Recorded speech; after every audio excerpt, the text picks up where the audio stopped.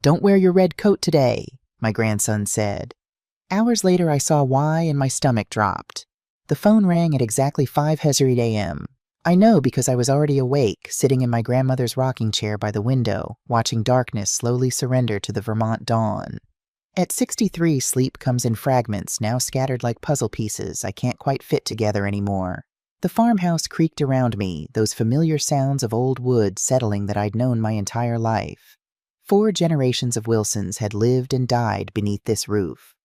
When I saw Jason's name lighting up my phone screen, my heart lurched. My grandson never called at this hour. Never. "Grandma?" His voice was barely a whisper, trembling like a candle flame in the wind. "Jason, sweetheart, what's wrong?" "Grandma, please, you have to listen to me." There was something in his tone that made my blood run cold. Not panic exactly, but something worse, fear mixed with urgency. "Don't wear your red coat today, please." I glanced at the coat rack near the front door where my cherry red winter coat hung like it did every morning during these brutal Vermont winters. I'd bought it 3 years ago in Burlington, a splurge I justified because it made me visible on the dark rural roads. Safe. "Jason, what are you talking about? Just please, Grandma, don't wear it. Wear anything else. Promise me." "You're scaring me, honey. Where are you? Are you all right?" "I can't explain right now. You'll understand soon. Just promise me, please." The line went dead. I sat there, the phone cooling against my ear, staring at that red coat. The house felt different suddenly, as if something had shifted in the walls themselves. Outside, the first birds began their morning songs, oblivious to the dread creeping through my chest. I didn't wear the red coat. Instead, I pulled on my old brown jacket, the one with the worn elbows that I usually saved for working in the barn. Something in Jason's voice had reached deep into my grandmother's instinct, that ancient knowing that told me to trust him without question. For 40 years, I'd worked this land alongside my husband, George. We'd raised our son, Richard, here, weathered economic downturns, fought off developers, and built something that would last. After George passed 5 years ago, I'd held on, refusing every offer to sell, maintaining the apple orchards and small herd of cattle myself, despite Richard's concerns that it was too much for a woman my age. At 900, I walked down our long gravel driveway toward the county road where the bus stopped. I'd been taking the same bus into town every Tuesday and Friday for the past 5 years. Ever since George passed and I'd sold our second car, the routine was comforting. Bus at 9:15, grocery shopping, lunch at Maggie's Diner home by 3:00. But today there was no bus. Instead, there were police cars, 4 of them, their lights painting the gray morning in urgent reds and blues. Yellow tape stretched across the bus stop shelter, that simple 3-sided structure where I'd waited countless times reading my book or watching the apple orchards roll away toward the horizon. Sheriff Mike Cooper saw me approaching and immediately stepped forward, his hand raised. "Mrs. Eleanor Wilson, you need to stay back, please." "Mike, what happened? I need to catch the bus." "There won't be a bus this morning, Eleanor." His face was grave, the lines around his eyes deeper than I remembered. We'd gone to high school together 45 years ago. "There's been an incident." "What kind of incident?" He hesitated, glancing back at the crime scene investigators moving around the shelter. "A body was found here this morning, about 6:00 a.m. The world tilted slightly. "A body who—" "We haven't identified her yet, but Eleanor—" He paused, his eyes searching mine. "She was wearing a red coat. Cherry red, just like yours." My knees went weak. Mike caught my elbow, steadying me. "Are you all right? You've gone pale. I need to sit down." He guided me to his patrol car and helped me into the passenger seat. Through the windshield, I could see them photographing something near the shelter, a shape covered with a white tarp. "Mike, Jason called me this morning at 5:00. He told me not to wear my red coat today." The sheriff's expression changed instantly, shifting from concerned neighbor to focused lawman. "Your grandson called you. What exactly did he say?" I repeated the conversation word for word. Mike pulled out his notebook, writing quickly. "Where is Jason now?" "I don't know. He didn't say. He sounded terrified." "When did you last see him?" "Sunday dinner, 3 days ago. He seemed fine then. Normal." But even as I said it, I wondered if that was true. Had he seemed normal, or had I been too caught up in the usual family chaos to notice Sunday dinner at the farmhouse was a tradition I'd maintained for 30 years? My son Richard, his wife Andrea, and Jason all came without fail. But lately the meals had been tense. Andrea had been pushing me to sell the farm to move into a retirement community in town. She'd brought brochures, floor plans, financial projections. "Mom, you're not getting any younger," Richard had said, parroting his wife's words. "This place is too much for you to manage alone." But it wasn't too much. It was my life. Every room held memories of George, of raising Richard of summers with Jason running through the orchards. The thought of leaving made me physically ill. "Mrs. Wilson?" A young detective approached a woman with sharp eyes and dark hair pulled back in a tight bun. "I'm Detective Olivia Martinez. I understand your grandson may have information about this incident." I explained again about Jason's call. She exchanged glances with Mike. "We need to speak with Jason as soon as possible. Do you have any way to reach him?" I tried calling, but it went straight to voicemail. I tried 3 more times. Nothing. "Does he live with you?" Detective Martinez asked. "No, he lives with my son and daughter-in-law in town. He's 19, studying engineering at the community college. We'll need their address." I gave it to her, a sick feeling growing in my stomach. What had Jason gotten himself into, and why did he know about this woman before anyone else? The detective's radio crackled. A voice said something about forensics and preliminary findings. Martinez stepped away to respond, leaving me alone with Mike. "Eleanor, I need to ask you something." Mike's voice was low, almost apologetic. "When's the last time you wore that red coat?" "Yesterday. I wore it into town for my book club meeting." "And how many people would know you wear it regularly?" The question hit me like ice water. "Everyone, I suppose. I wear it every time I go out. It's distinctive. That's why I bought it." "And who specifically would know you take the bus on Tuesday and Friday mornings from this stop?" "My family, the other regular bus riders, Maggie at the diner. Half the town, probably." My voice was rising. "Mike, what are you suggesting?" "I'm not suggesting anything yet, but someone was killed here wearing a coat identical to yours at the exact location where you would normally be standing, and your grandson warned you to stay away." The implications crashed over me like a wave. Someone had wanted to kill me, and somehow impossibly Jason had known. Mike's radio erupted with static and urgent voices. He pressed it to his ear, his face darkening. "Say that again," he said into the radio. More static, a voice I couldn't make out. Mike looked at me and I saw something in his eyes that made my heart stop. Not just concern now, but suspicion. "Eleanor, I need you to come down to the station with me." "Why, what's happening?" "That body. We just identified her through her phone. Her name was Sarah Mitchell. She worked at County Records downtown, and according to her phone logs, she'd been in contact with your grandson Jason multiple times over the past 2 weeks. The morning suddenly felt colder than any Vermont winter I'd ever known. "There's something else," Mike continued. "We found a document in her coat pocket. It's a property deed for your farm." "That's impossible. The farm's been in my family for 4 generations. "There's no question about the deed, Eleanor. This deed is dated last month, and according to the document you signed the property over to your son Richard and his wife Andrea." "That's insane. I would never—" "The signature looks authentic. County Records has a copy on file. Officially recorded 3 weeks ago." The world spun. I gripped the car door handle to steady myself. "I didn't sign anything. Mike, you have to believe me. I would never give up this farm." But even as I said it, doubt crept in.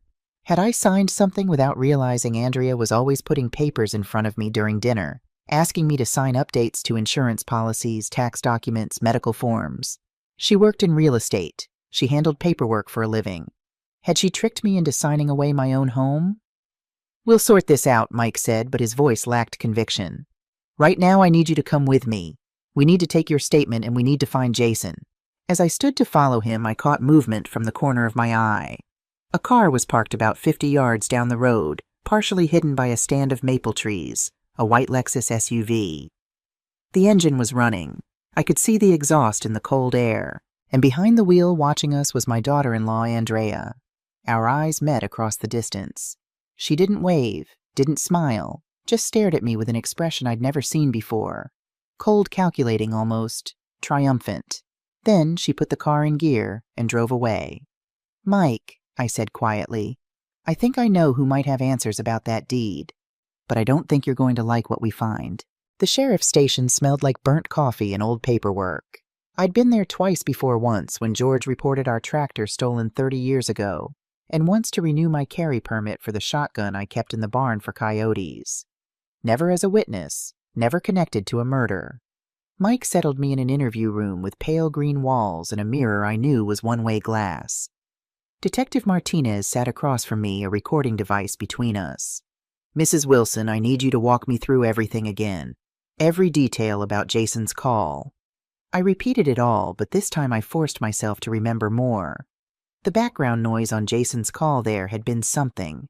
Traffic, maybe? Or was it wind? No, it was water. Running water like a creek or river. He wasn't calling from home. I think there was water in the background. He was outside somewhere. Martinez made a note. "Your grandson is 19. Does he have a history of getting into trouble?" "Never. Jason's a good boy. He's studying engineering at the community college. He works part-time at the hardware store. He's never even had a speeding ticket." "What's his relationship like with his parents?" I hesitated. This was family business, private matters, but a woman was dead and Jason was missing. "His father, my son Richard, works long hours at the insurance agency. He's not around much. And Andrea," I chose my words carefully, "Andrea is very focused on appearances on status. Jason and she have clashed lately." "About what?" "About me. About the farm. Andrea wants me to sell it. Move into assisted living. Jason thinks I should keep it. They've argued about it at Sunday dinners." Martinez leaned forward. "Mrs. Wilson, I need to ask you directly. Do you believe your daughter-in-law could be involved in forging that property deed?" Before I could answer, the door opened. Mike stepped in, his expression grim. "Eleanor, your son is here. He's demanding to see you." Richard let him in. "He brought a lawyer." My stomach dropped. Why would I need a lawyer? I'm the victim here. Mike and Martinez exchanged glances. Martinez spoke carefully. "Mrs. Wilson, there are some complications. The forged deed, if it is forged, shows your signature. Sarah Mitchell, the victim, worked in county records and had access to official documents. And your grandson, who warned you about the murder, has fled." "What are you saying?" "I'm saying that some people might interpret this as you being involved in a scheme that went wrong. That maybe you and Jason and Sarah Mitchell were working together and something happened." The accusation hit me like a physical blow. That's ridiculous.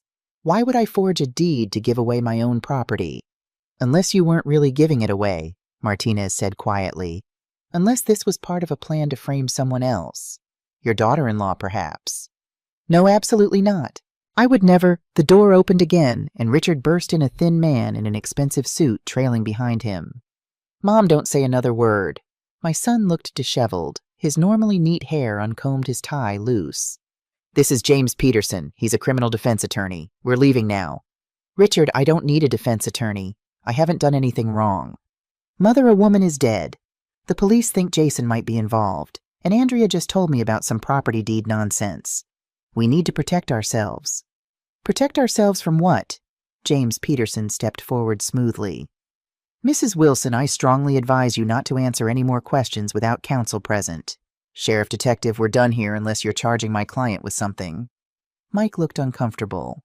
"Eleanor is free to go, but we will need to speak with her again." As Peterson ushered me out, I caught Martinez's eye. She was watching me with an expression I couldn't read, suspicion, curiosity, or something else. In the parking lot, Richard grabbed my arm. "Mom, what have you gotten yourself into?" "Me, Richard, I haven't gotten into anything. Someone tried to kill me this morning. That woman died because she was wearing a coat like mine." "That's insane. Who would want to kill you?" I looked at him directly. "Did you know about that property deed, the one that supposedly transfers the farm to you and Andrea?" His face went pale. "What no? What deed?" "The one filed at county records 3 weeks ago with my signature on it, giving you and your wife my farm." "That's impossible. I never—" He stopped, his expression changing. "Andrea. Oh, Andrea. What about her?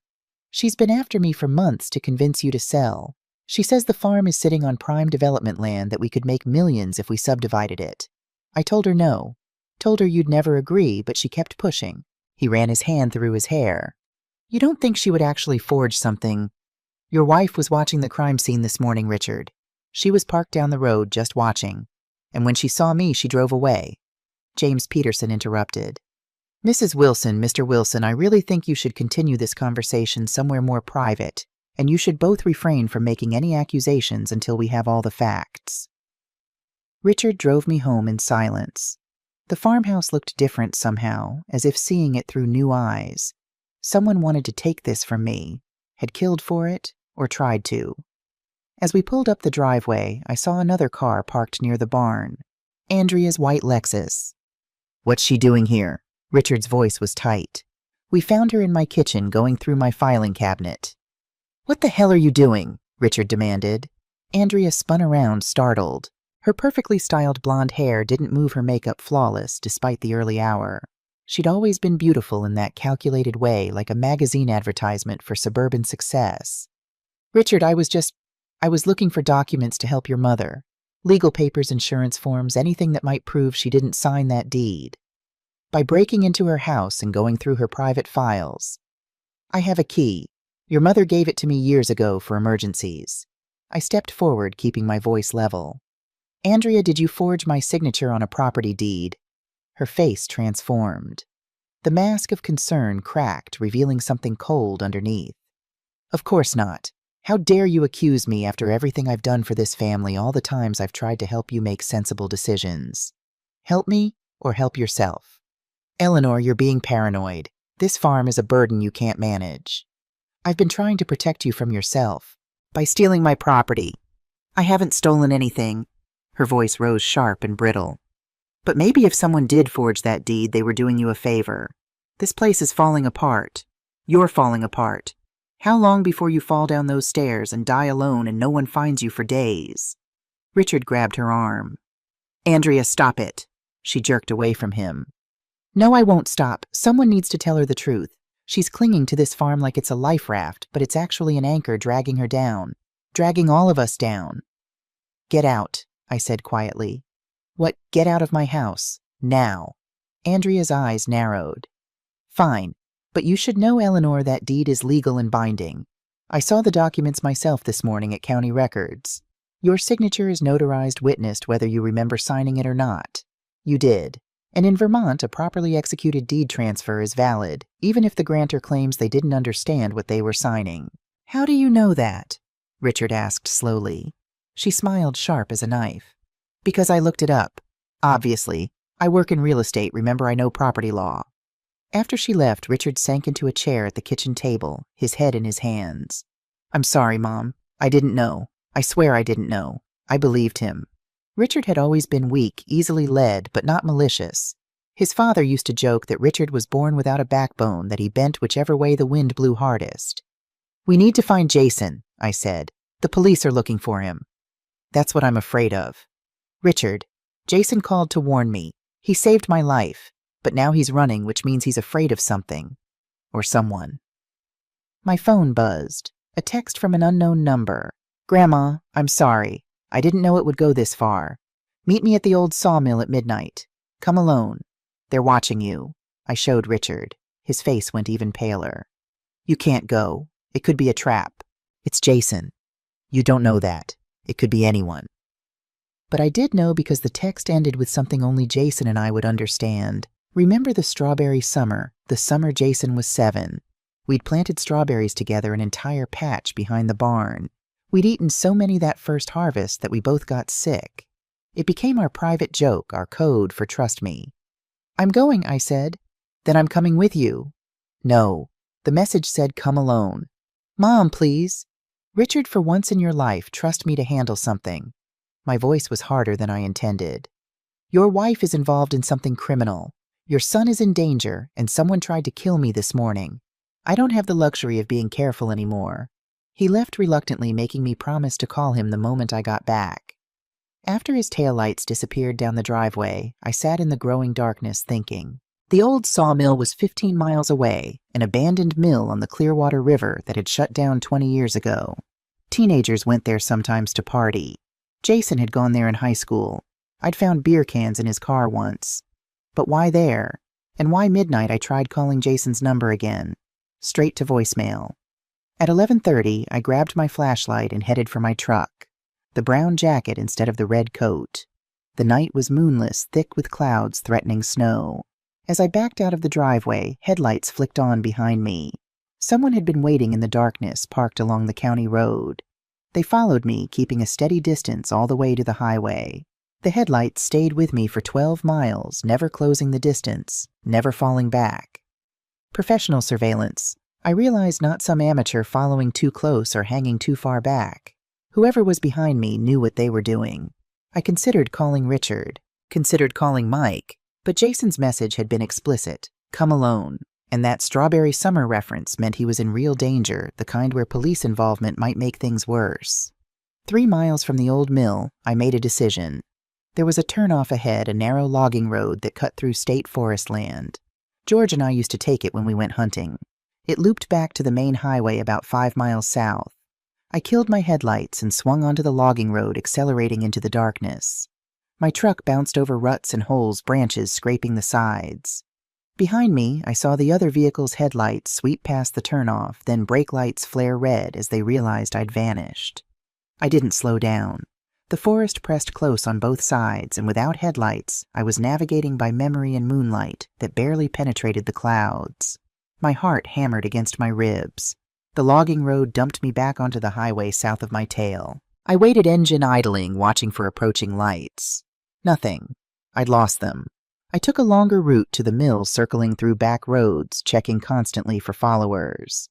By the time I pulled into the crumbling parking lot, it was 12:15. The old Clearwater mill rose against the sky like a tombstone, 4 stories of rotting wood and broken windows. The river rushed past it, swollen with snowmelt, the sound filling the darkness. My flashlight beam cut through the night as I approached the main entrance. "Jason?" I called softly. No answer, just the river and wind through empty spaces. I stepped inside. The floor was covered with debris, broken glass, old equipment graffiti on every wall. My flashlight found stairs leading up, and I climbed carefully, testing each step. On the 2nd floor, I found him. Jason sat on an overturned crate, his face gaunt in the flashlight beam, eyes red from crying or lack of sleep. He looked like he'd aged 5 years in 3 days. "Grandma," his voice broke. "I'm so sorry. I'm so sorry." I rushed to him, pulled him into my arms. He was shaking. "It's okay, sweetheart. Whatever happened, we'll fix it." "No, we can't. Grandma, I've done something terrible. I helped her. I didn't know. I swear I didn't know it would—" He choked on a sob. "Helped who, Andrea?" He pulled back, wiping his eyes. "Not Andrea. Sarah Mitchell, the dead woman." "Tell me everything," I said. The story came out in fragments, words tumbling over each other. 3 months ago, Jason had met Sarah at a coffee shop near campus. She was pretty funny, smart, 28 years old and working at County Records. They'd started dating. She seemed perfect. "Grandma," she said, she understood me, understood how I felt about you and the farm. She said her grandmother had lost her property too, that developers had tricked her. "Jason, what did you do?" She asked me about the farm, about the deed, the legal history. She said she wanted to help protect it, make sure no one could ever take it from you. She worked with property records. She knew how to check everything. My blood ran cold. "You gave her access to the farm documents." I thought I was helping. She said she could flag the deed, put protections on it. But then, his voice dropped to a whisper. "Last week I saw her meeting with Andrea at a restaurant downtown. I followed them, Grandma. I watched them talk for 2 hours. And when I confronted Sarah about it, she laughed." "What do you mean she laughed?" "She said I was just a useful idiot. That Andrea had hired her months before we even met. That everything, the dating, the relationship, all of it was planned. She was supposed to get close to me, get information about you and the farm, and help Andrea forge the deed transfer." The manipulation was breathtaking, calculated, cruel. "But why did someone kill her?" I asked. "Because she got greedy." Jason stood pacing the small space. "Sarah told me that night that she'd demanded more money from Andrea. A lot more. She said she had copies of everything, the forged signature emails, proof of the whole scheme. She was going to blackmail Andrea for years. And Andrea killed her." "I don't know. That's why I warned you about the coat. Sarah called me at 4:30 yesterday morning. She was terrified, crying, saying someone was following her. She said she'd taken your red coat from your mudroom during Sunday dinner. That's why she was wearing it. She was going to meet you at the bus stop, was going to confess everything and give you the proof. But she was scared. Grandma, she said if anything happened to her, I should warn you." And then the line went dead. I sat heavily on a crate processing. So Sarah was murdered before she could meet me and expose Andrea. But I don't think it was Andrea who killed her, I said slowly. Jason pulled something from his jacket pocket, a thumb drive.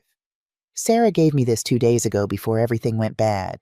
She said it was insurance, copies of all the documents, all the emails between her and Andrea, recordings of phone calls. Have you looked at it? Some of it. Grandma, it's bad. Andrea forged your signature on multiple documents, not just the deed. There are loan applications, power of attorney forms, even a will. A will leaving everything to Richard and her, dated 6 months ago. And there's more. His hands shook as he held out the drive. There are emails about hiring someone to make sure you had an accident after the deed transfer was complete. The abandoned mill suddenly felt very cold. Andrea was going to have me killed. The emails don't use her name. They're coded careful. But Sarah knew who it was. She kept records of everything. Jason's eyes were desperate. But here's what I don't understand. The last folder on this drive, it's encrypted. I can't open it. And there's a video file that won't play, it's corrupted or something. Sarah said it was the most important evidence, but I can't access it. I took the thumb drive, turning it over in my hands. We need to give this to the police. No, Grandma, you don't understand. There are cops involved. What? In the emails, Sarah mentions paying off someone in the sheriff's department. Someone who helped file the fake deed, who made sure it looked legitimate. We don't know who. It could be anyone. Mike's face flashed through my mind. My old high school friend. But no, not Mike. He couldn't be. There's something else, Jason said. This morning after Sarah was killed, I went to her apartment. The door was open. The place was trashed. Someone had searched it, torn it apart, and I found this. He handed me a folded piece of paper. It was a photocopy of a bank statement. Andrea's bank statement. 2 weeks ago, she'd withdrawn $50,000 in cash. Blood money, I whispered. Payment for Sarah, or payment for whoever killed her. Maybe both. Jason grabbed my shoulders. Grandma, we have to run. Both of us. Take this evidence and disappear until we can figure out who to trust. I'm not running from my own home. Then you're going to die. Don't you understand Andrea has already killed once? She won't stop until you're dead, and that farm is hers. Footsteps echoed from below. Heavy boots on the wooden floor. We froze. Jason killed his flashlight, and I did the same. In the sudden darkness, I heard multiple sets of feet. At least 3 people. Mrs. Wilson, a voice called out. Not Mike's voice. Someone younger. We know you're in here. We just want to talk. Jason pulled me toward the back of the floor, toward a door I hadn't noticed. We slipped through into what looked like an old office windows overlooking the river 30 feet below. There's a fire escape, Jason whispered. On the other side. But before we could move, the office door opened. A man stood silhouetted against the dim light from the main room. He wore a deputy's uniform. Mrs. Wilson, please. We really do just want to talk. I'm Deputy Kevin Taylor. Sheriff Cooper sent me to find you. Stay back, I said, my voice steadier than I felt. Ma'am, your son reported you missing. We've been searching for hours. You're not in trouble. We just need to make sure you're safe. If that's true, why did you bring backup? Why are you sneaking around an abandoned building at night? Taylor's expression shifted. In the darkness, I couldn't read it clearly, but something changed in his posture. Because, a woman's voice said from behind him, we needed to make sure you came alone. Andrea stepped into view. She looked different. Her hair was pulled back severely, her makeup minimal. She wore dark clothing, practical boots. This wasn't the polished real estate agent who sat at my Sunday dinner table. This was someone else entirely. Hello, Eleanor, she said pleasantly. I believe my stepson has something that belongs to me. Deputy Taylor moved aside, and I saw he had his hand on his weapon. Not drawn, but ready. Jason stepped in front of me. Get away from her. Jason, Jason, Jason, Jason. Andrea shook her head sadly. You really should have stayed out of this. Sarah said you were sweet but stupid. I'm beginning to think she was right. You killed her, I said. Of course not. I would never do something so messy myself. Her smile was terrible. That's what hired help is for. Unfortunately, Sarah's death was necessary. She got ambitious. Thought she could play in the big leagues. She couldn't. And you're going to kill us too. Kill you, Eleanor. Why would I do that? You're going to sign over your farm to us tonight, willingly, with Deputy Taylor here as a witness. Then you're going to have a tragic accident on your way home. Elderly woman driving alone on dark country roads. These things happen. People know we're here. Do they? Your son thinks you went to bed hours ago. The sheriff thinks you're home safe. No one knows about this meeting except the people in this room. She held out her hand. Now give me the thumb drive and let's make this easy. Jason's hand closed around mine. I felt the small weight of the drive pressed into my palm, and I realized something important that Andrea had missed. There's just one problem with your plan, I said calmly. Oh, what's that? You think I'm a helpless old woman. You think I've been passively letting this happen to me.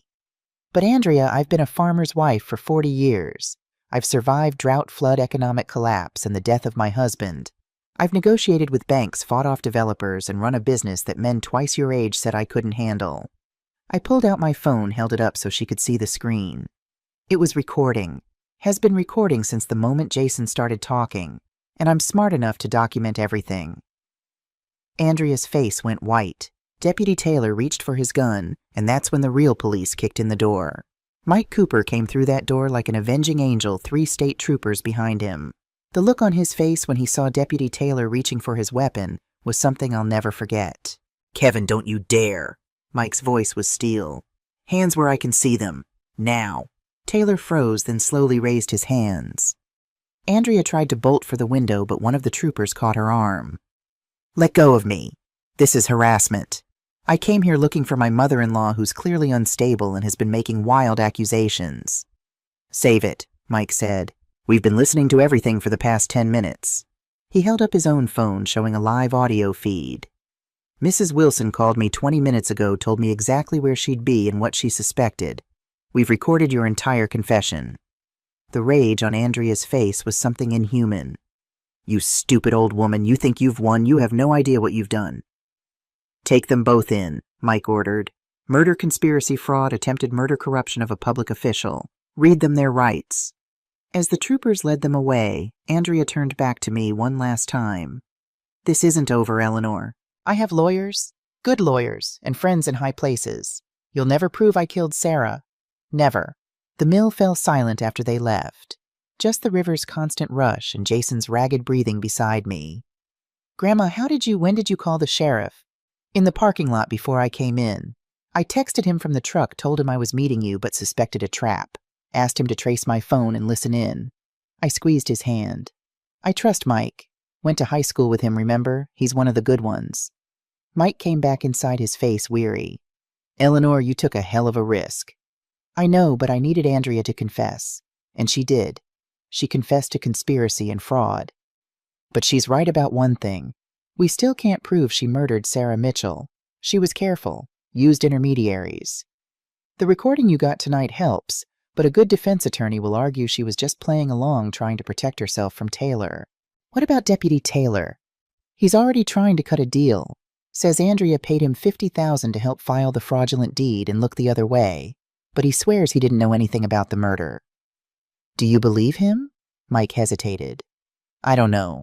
Kevin's been on the force for 8 years. Good record until now, but $50,000 can make people do things they never thought they would. Jason held up the thumb drive. Sheriff, there's more evidence on here. Emails, recordings, documents, but some of it's encrypted.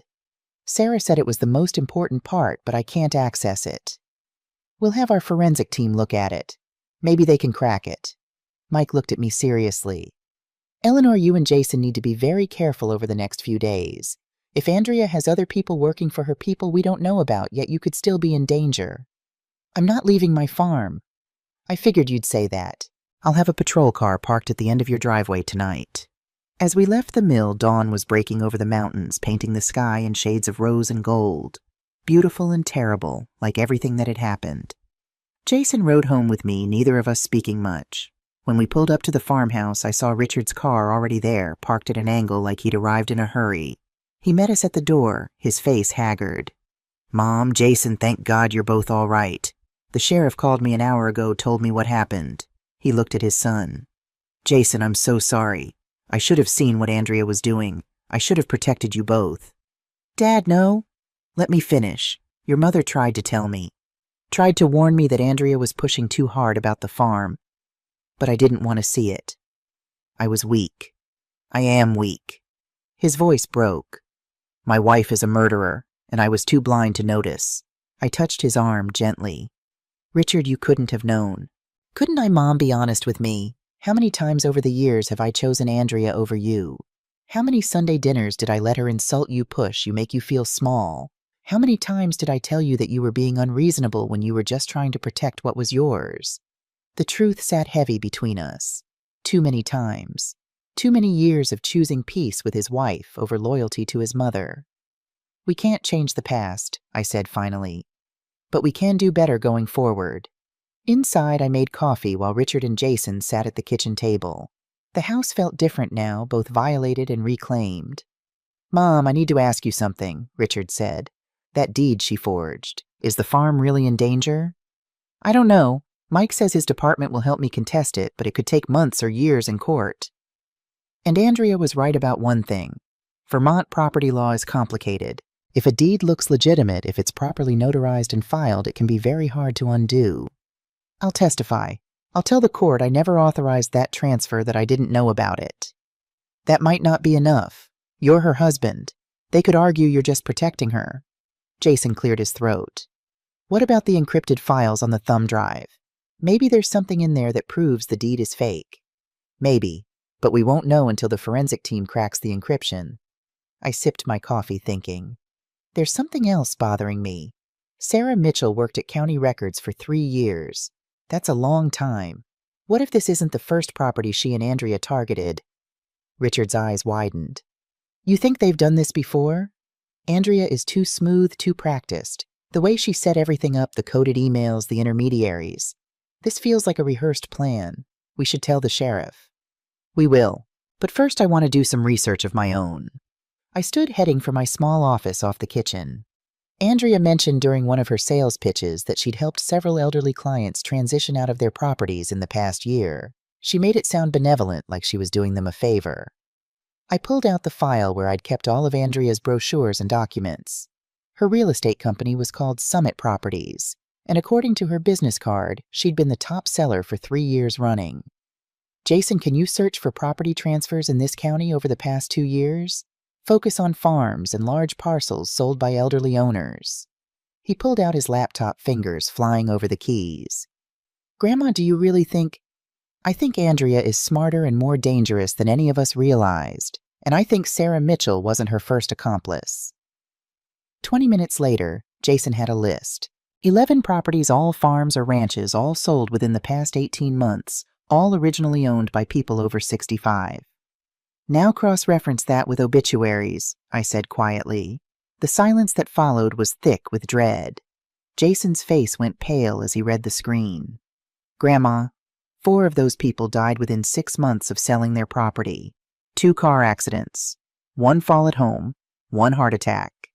Richard stood abruptly, his chair scraping the floor. No, that's too many. That can't be coincidence. It's not. My voice was calm, but inside I was shaking. Andrea's been doing this for years. Target elderly property owners, forge documents, or manipulate them into signing. Wait a few months, then arrange accidents. We have to tell Mike now. But before we could move, my phone rang. Unknown number. I answered carefully. Hello, Mrs. Wilson. My name is Jennifer Tate. I'm an attorney with the firm of Morrison, Westfield & Chase. I represent Andrea Wilson. My stomach dropped. That was fast. What do you want? I'm calling to inform you that my client is being released on bail this morning. She maintains her complete innocence in all charges and will be vigorously defending herself. She confessed. We have recordings. You have recordings of a frightened woman trying to placate what she believed to be a corrupt police officer. Context matters, Mrs. Wilson. Now I'm calling as a courtesy to inform you that we will be filing a civil suit against you for defamation, emotional distress, and false imprisonment. We're seeking damages in the amount of $5 million. That's absurd. Is it you've publicly accused my client of murder, conspiracy, and fraud? You've damaged her reputation, her business, and her emotional well-being. Unless you're prepared to retract all accusations and issue a public apology, we will proceed with the suit. I'll do no such thing. Then you leave us no choice. You'll be served with the papers within 24 hours. And Mrs. Wilson, I should mention that we've also filed for a competency hearing. Given your age and recent erratic behavior, we believe a court-appointed guardian should evaluate whether you're capable of managing your own affairs." The line went dead. I stood there, the phone cooling against my ear, understanding the full scope of what Andrea had planned. She wasn't just trying to steal my property. She was trying to have me declared incompetent, unable to manage my own life. "Mom," Richard's voice seemed distant. "What did they say?" "They're coming after me. Not just criminal defense for Andrea, but a civil suit and a competency hearing." I met his eyes. "If they succeed with the competency claim, the court could appoint Andrea or someone she controls as my guardian." "And then," Jason finished, "then she controls everything. Your property, your money, your healthcare decisions. Everything." The weight of it pressed down on me. I'd thought we'd won at the mill. I'd thought recording Andrea's confession would be enough. But I'd underestimated her again. She had resources. Lawyers. Plans within plans. "When's the hearing?" Richard asked. She didn't say, but with lawyers like Morrison, Westfield, and Chase, they can probably expedite it. We might have less than a week. "We'll fight it. We'll get you the best lawyer." "With what money, Richard? I have some savings, but not enough to fight a firm like that. They'll bury us in motions and delays and legal fees until I can't afford to fight anymore." The front door opened. Mike Cooper walked in without knocking, his face grave. "Eleanor, we have a problem. The forensic team tried to access that thumb drive. The encrypted files, they're protected by military-grade encryption. It could take months to crack, maybe longer." "What about the files Jason could access, the emails and recordings?" "Good evidence, but circumstantial. Andrea's lawyers are already claiming she was being blackmailed by Sarah, that all those emails were sent under duress. Without the encrypted files, we don't have enough to guarantee a conviction on the murder charge. So she might walk. Worse than that, the judge just set her bail at $200,000. Her lawyer posted it an hour ago. Andrea's out." Jason moved to the window, looking out at the driveway. "She could come here. I've got a restraining order in place," Mike said. "She's not allowed within 500 yards of this property." "But Eleanor, you need to understand something. If we can't crack that encryption, if we can't prove she was involved in Sarah's murder, the best we can hope for is fraud charges. Maybe 3 to 5 years. She'd be out in 2 with good behavior. And the farm, the deed issue is civil court separate from the criminal case. That could drag on for years. In the meantime, technically, according to that recorded document, the property belongs to Richard and Andrea jointly." Richard shook his head violently. "I'll sign it back. I'll refuse any claim." "It's not that simple. Andrea owns half. She could force a partition sale, make the court order the property sold and the proceeds divided. You'd lose the farm either way." I walked to the window, looking out at the land I'd lived on my entire life. The barn where George taught Jason to ride. The strawberry patch now buried under winter snow. The fields that had fed us through good years and bad.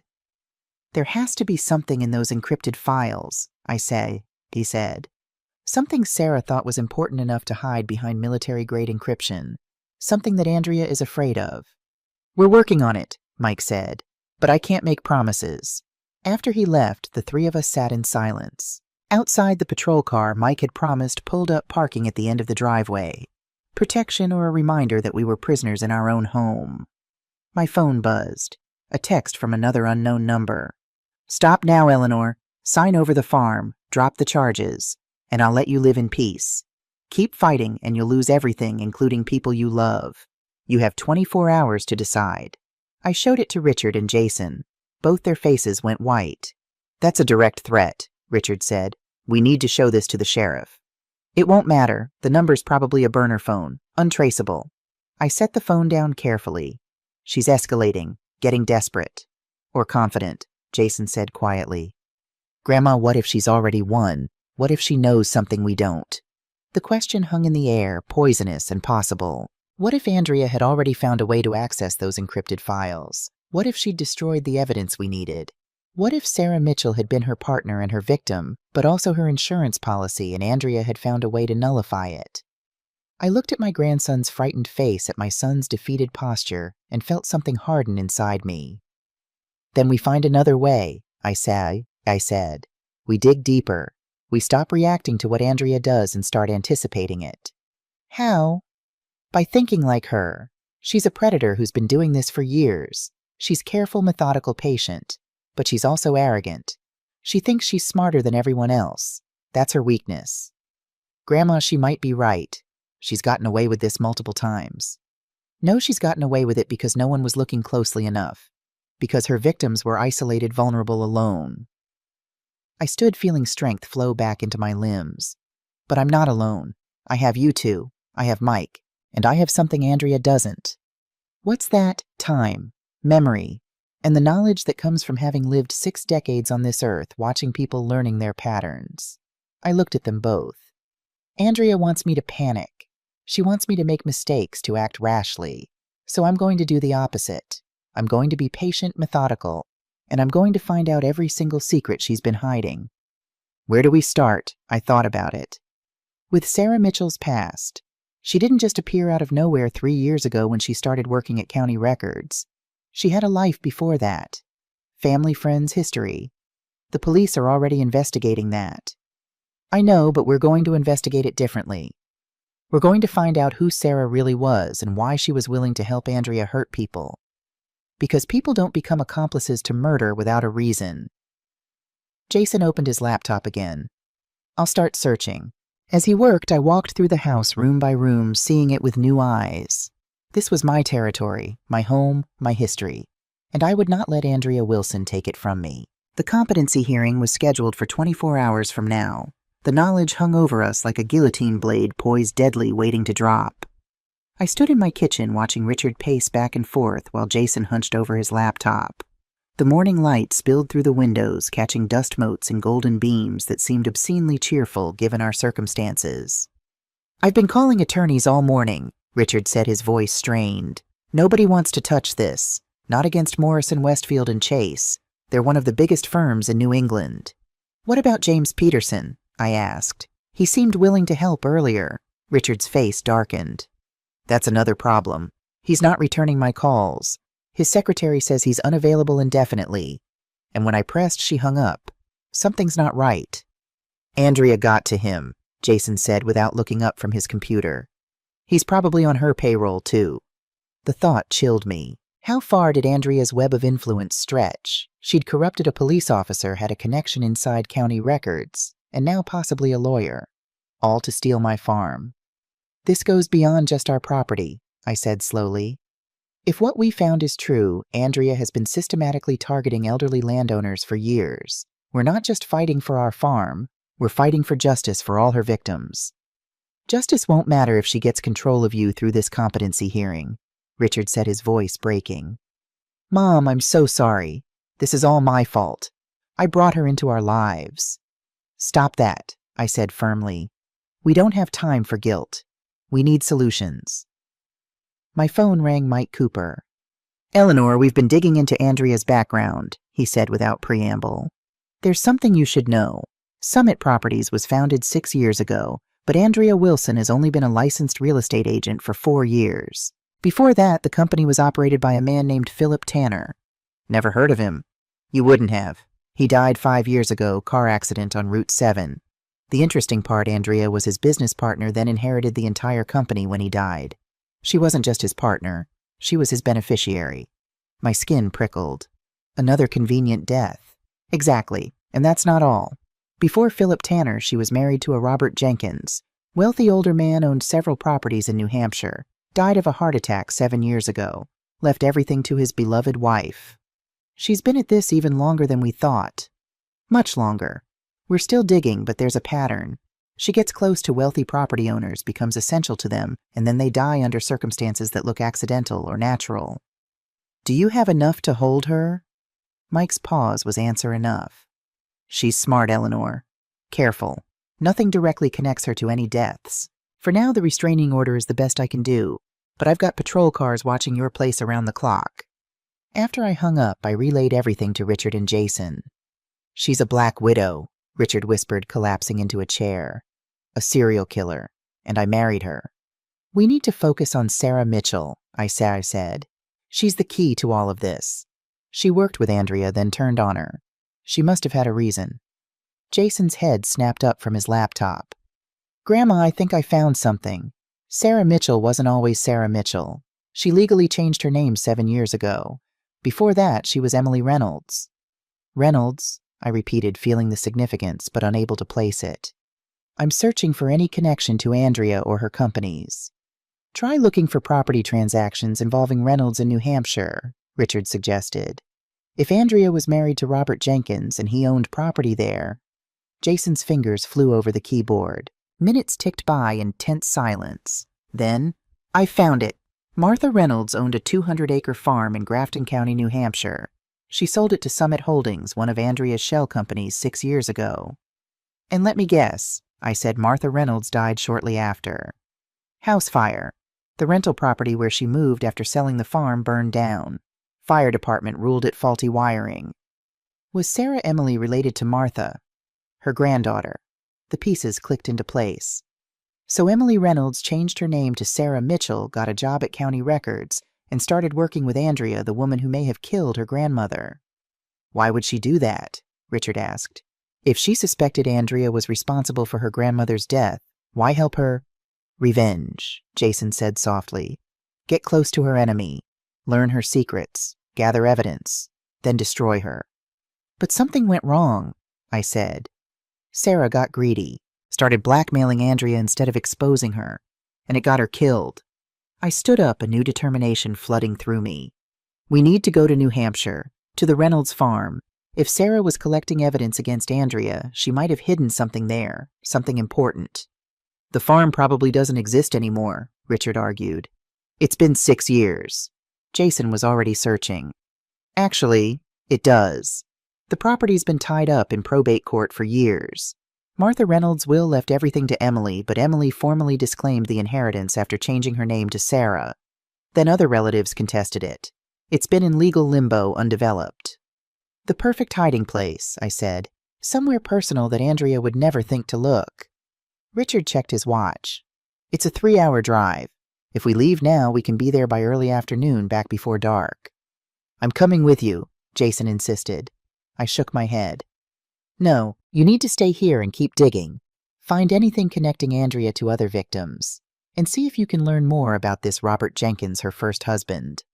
But Grandma, Jason, please. We need someone working on this from another angle, and I'd feel better knowing you're safe here with the police patrolling outside. Reluctantly, he agreed. Before Richard and I left, I packed a small bag with essentials flashlight gloves, my old Polaroid camera that didn't leave digital traces, and a small recorder. If we found evidence, I wanted backups that couldn't be erased. As we pulled out of the driveway, I noticed a black sedan parked down the road, engine running. Not police, their cars were marked and stationed at both ends of my property. Richard were being followed. He checked the rearview mirror. Are you sure? That black sedan, it was outside the sheriff's office yesterday, too. Andrea. Maybe, or someone working for her. Take a different route, see if they follow. Instead of heading straight for the highway, Richard turned onto a series of back roads, zigzagging through the countryside. The black sedan stayed with us, always maintaining the same distance. Definitely following us, Richard muttered. What do we do? I thought for a moment. Head for downtown Burlington. Lots of traffic, easy to lose them. 20 minutes later, we were weaving through the busy streets of Vermont's largest city. Richard made a series of quick turns, then darted into a multi-level parking garage. We spiraled up to the 4th level, parked, and waited. The black sedan entered the garage a minute later. It cruised slowly past each row of cars, searching. Get down, Richard whispered. We ducked below the dashboard as the sedan approached. It paused near our car, then continued up to the next level. As soon as it was out of sight, Richard started the engine. Now what, Bo? We switch cars, I said. Call Mike. Ask if there's an unmarked police vehicle we can borrow. An hour later, we were driving south in a nondescript gray SUV borrowed from the sheriff's department. No sign of the black sedan. Our phones were turned off to prevent tracking, and we'd taken a roundabout route to the interstate. Andrea must be desperate if she's having us followed so openly, Richard said. Or confident, I replied. She thinks she's untouchable. That's why we need to find concrete evidence, something that proves beyond doubt she's been killing people for their property. And if we don't find anything... I stared out the window at the passing landscape. Then I lose everything. The farm, my independence, possibly my life. Richard's hands tightened on the steering wheel. I won't let that happen. When did you start to see through her? I asked quietly. He was silent for a long moment. There were signs, small things I ignored. The way she'd talk about her clients, elderly people selling their homes. She'd call them easy marks or sitting ducks. I thought it was just real estate jargon. And she'd come home excited after some old farmer signed over their property saying things like, "Another one bites the dust." You never questioned it. I did once, about a year ago. An 80-year-old woman sold her farm to Summit Properties, then died in a car accident 2 months later. I mentioned it seemed sad, suspicious even. Andrea got cold, threatening. Said I should be careful about making accusations without proof. That night she didn't sleep in our bed. I found her in her home office at 3 a.m. shredding documents. He swallowed hard. I should have known then, but I convinced myself she was just protecting client confidentiality. I've been willfully blind for years, Mom. So desperate to believe my marriage wasn't a lie that I ignored what was right in front of me. I reached over and squeezed his hand. We all have blind spots when it comes to the people we love. That's the thing. He said, his voice hollow. I don't think I ever really loved her. I was in love with the idea of her beautiful, successful, ambitious. She made me feel important by association. But now I realize I never knew the real Andrea, because the real Andrea is a monster. The Reynolds farm sat nestled in a valley between rolling hills about 20 miles from the Vermont border. Once a working dairy operation, the land had fallen into disrepair. The main house was a burned-out shell, just as the news reports had described, but the large red barn still stood weathered but intact. Why would Andrea keep this property undeveloped for 6 years? I wondered aloud as we pulled up the overgrown driveway. It doesn't fit her pattern. She buys, develops, sells, makes her profit, and moves on. Maybe she couldn't, Richard said. If it's been tied up in probate court legally, she can't touch it. We approached the barn carefully. The massive doors hung partially open, creaking in the winter wind. Inside, dust motes danced in the shafts of light streaming through holes in the roof. Empty stalls lined both sides of a central aisle, their gates hanging at odd angles. Farm equipment decades old, rusted in corners. Where would Sarah hide something? Richard asked, his voice echoing in the cavernous space. I moved deeper into the barn, drawn to the stalls. If this was her grandmother's farm, she grew up here. There would be places special to her. Each stall had a nameplate, hand-carved wooden plaques bearing the names of long-gone animals. I ran my flashlight over them. Thunder's Bessie, Moonlight, Starlight. I paused at the last one. Jason mentioned something about an encrypted file having Starlight in the password. The stall was empty except for old straw and a broken bucket. I knelt down, running my hands along the wooden kickboards that lined the bottom of the walls. One section felt looser than the others. I pulled and the board came away easily, revealing a small cavity. Richard, over here. Nestled in the cavity was a waterproof plastic container, the kind photographers use to protect equipment. Inside was a metal lockbox, a spiral notebook, and an old flash drive. She did hide something here, Richard breathed. I opened the notebook first. The initial pages contained what looked like a diary entries dating back 6 years. November 3rd, 2019. I found her. Andrea Wilson, formerly Andrea Jenkins. The woman who convinced Graham to sell our family farm for a fraction of its worth, promising she could stay in the guest house for life. 2 months later, Graham was dead and the guest house burned to the ground. No coincidence. Started tracking her other clients. Found a pattern. 5 deaths in 3 years, all following property sales to her company. No one has noticed because they span different counties, different jurisdictions. But I see it now. I'm going to make her pay. December 15th, 2019. Changed my name. Applied for jobs at county records offices in Vermont. That's where she's operating now. Need to get close to her, gain her trust. Learn her methods, collect evidence, then destroy her. The entries continued, detailing Sarah's methodical infiltration of Andrea's operation. She'd deliberately positioned herself at county records, then used her access to track Andrea's property acquisitions. When she discovered Andrea was targeting my farm, she engineered a chance meeting with Jason to get closer to our family. The final entries were chilling. January 28, 2025. Andrea's getting impatient. Wants the Wilson farm now. Says the old lady is stubborn and needs to have an accident after the deed transfer is complete. I suggested we use the same person who took care of the others. She liked that idea. Doesn't suspect I'm recording everything. The deputy is getting nervous, wants more money. Andrea told him he'll get paid when Eleanor Wilson is dead. February 10th, 2025. I think Andrea suspects something. Caught her looking through my phone yesterday. I'm moving everything important to secure locations. Making copies. If anything happens to me, the evidence is in 3 places. The barn starlight stall, the bank safe deposit box under Emily Reynolds, and with Jay, though he doesn't know the full contents. Password is Starlight 1997, the year Graham gave me my first horse. Andrea is going to pay for what she did to Graham and all the others. The last entry was dated 2 days before Sarah's murder. She was planning to expose Andrea all along, I said softly. The blackmail was just a cover, a way to keep Andrea off balance while she gathered more evidence. Richard looked through the lockbox. It contained photos of Andrea meeting with various elderly property owners, copies of deeds and transfers, and what appeared to be bank statements showing large cash withdrawals coinciding with deaths. "This is it," he said, his voice tight with emotion. "Proof that Andrea's been systematically targeting and killing elderly property owners.